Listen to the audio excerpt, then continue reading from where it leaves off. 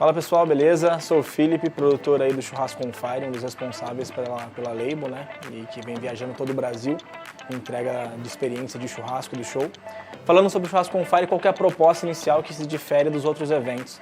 Nossa proposta partiu de um propósito de entregar realmente uma experiência de show inicialmente, também servindo o churrasco. Então, a ideia do cliente realmente chegar para curtir um show animado, divertido, mas também usufruir ali da experiência de um bom churrasco, uma boa carne. Então, a gente pensando nisso, obviamente, né, tudo foi um aprendizado desde o início até hoje. Hoje a gente tem muitos anos já de experiência com histórico, enfim, conhecimento de público para conseguir entregar uma experiência bacana.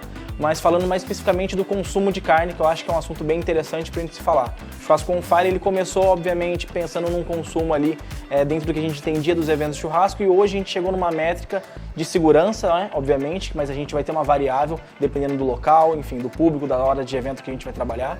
Mas hoje a gente trabalha com pelo menos aí um consumo de 600 gramas de carne, de proteína por pessoa, por convidado, fora todos os acompanhamentos. Quando eu falo em acompanhamentos, né, a gente fala aí do arroz, do pão, enfim, das sobremesas, tudo que a gente vai englobar para conseguir rechear esse cardápio. Mas hoje a gente pode falar com segurança que pelo menos esse consumo aí de 600 gramas por pessoa de proteína nos traz a segurança de conseguir trabalhar e entregar um evento ali de 4 a 5 horas de Open Churrasco.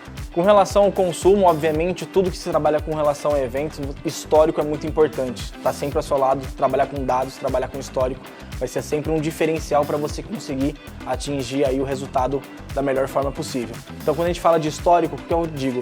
Diferentes praças possuem consumos, né, e peculiaridades ali com relação a escolhas de carnes ou cortes que vão ser mais agradáveis para aquele público. Ou seja, quando a gente trabalha, por exemplo, em Porto Alegre, o gaúcho ele vai consumir em grandes quantidades realmente ali a carne vermelha, por exemplo. Então a gente já chegou a fazer eventos por lá e viu essa discrepância, por exemplo, com relação ao interior do Paraná, onde a preferência vai ser por suínos, enfim, dando um exemplo aqui.